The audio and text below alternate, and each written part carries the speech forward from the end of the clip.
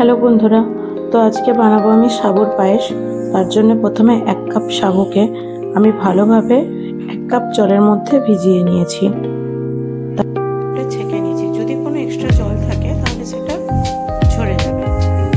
এখানে অল্প করে কাজু আর কাঠবাদামকে কেটে নিয়েছি। আপনারা চাইলে আরও অন্যান্য ড্রাই ফ্রুটস দিতে পারেন। কড়াইটা আমার গরম হয়ে গেছে, এবার এর মধ্যে দিয়ে দেবো খুব অল্প পরিমাণ ঘি।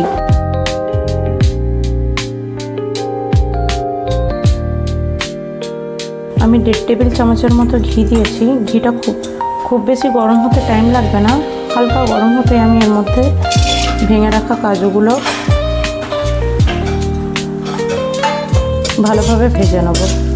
গ্যাসের জালটাকে খুব বেশি আমি বাড়িয়ে দেবো না, তাহলে ক্ষরে যাবে ঘিটাও, আর কাজুগুলোও টপ করে লাল হয়ে যাবে। এটা হালকা রোস্টেড টাইপের করবো তো, তাই মিডিয়াম আছে আমি এটা ভেজে নিচ্ছি। কাজুগুলো ভাজতে আমার বেশিক্ষণ সময় লাগলো না। কাজুগুলো দেখুন লাল হয়ে গেছে, আমি কাজুগুলো তুলে নেব।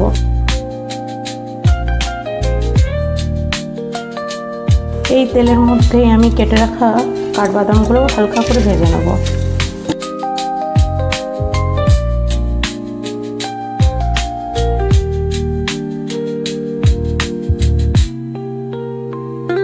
কাঠবাদামগুলো আমার ভাজা হয়ে গেছে। ভাজা বলতে তো এগুলো খুব বেশি জোরালো ভাজে না, হালকা করে একটু ভেজে নেওয়া।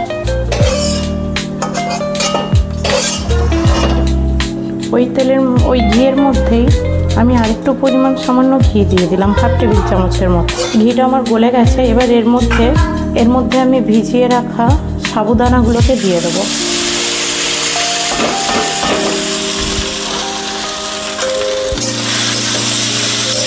ভিজিয়ে রাখা সাবুটা হালকা করে ঘিয়ের মধ্যে ভেজে নিলে একটু শক্ত শক্ত হয়ে যাবে।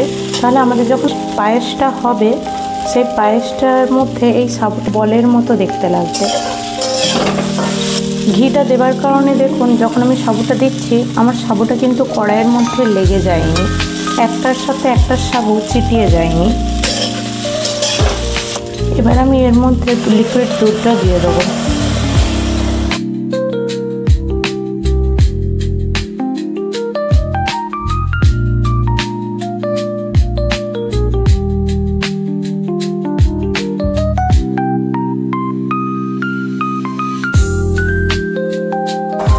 সাবুটা আমি ভালোভাবে নাড়িয়ে দেবো, নাহলে যেহেতু দুধটা দিয়েছি এটা হয়তো সাবুগুলো ডেলা ডেলা হয়ে যেতে পারে। তো নাড়িয়ে দিলে সাবুগুলো প্রত্যেকটা আলাদা আলাদা হয়ে থাকবে। পায়েসটা আমার ফুটতে নিয়েছে। আমি যখন সাবুগুলো দিয়েছিলাম কত ছোট ছোট দানা ছিল, কিন্তু যখন এটা ফুটতে নিচ্ছে সাবুর দানাগুলো ঠিক কতটা বড় বড় হয়ে গেছে। আমি বড় সাবুর দানাটা ইউজ করেছি। বড় সাবুর দানাটা ব্যবহার করলে কি হয়, সাবুগুলো দেখতে বড় বড় দানার মতো মনে হয়, ছোট ছোট রসগোল্লা টাইপের। আমার কাছে এরকমই লাগে, আপনাদের কি লাগে আমি জানি না। আপনারা চাইলে ছোটটাও ব্যবহার করতে পারেন, কিন্তু ছোট সাবুটা একটু বড় দানা হতে বোঝা যাবে না যে খুব একটা বড় হয়েছে।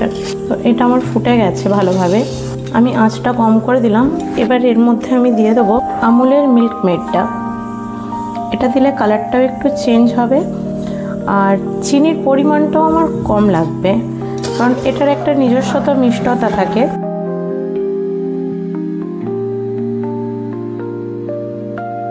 যেহেতু আমি মিল্ক মেডটা দিয়েছি, তো সেই কারণে এরপর খুব সামান্য পরিমাণ আমি চিনি দিলাম। মিষ্টিটা আপনারা আপনাদের মনের মতো দিতে পারেন, কে কতটা পরিমাণ খান।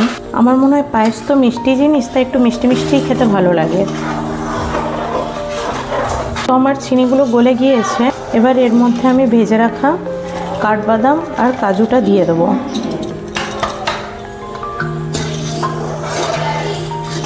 এটা যখন ফুটছে দেখুন কি সুন্দর দেখতে লাগছে। আমি এইরকম পাতলা পাতলাই রাখবো এটা, কারণ এটা যখন ঠান্ডা হবে তখন সাবুর কারণে এটা অনেকটা ঘন হয়ে যাবে।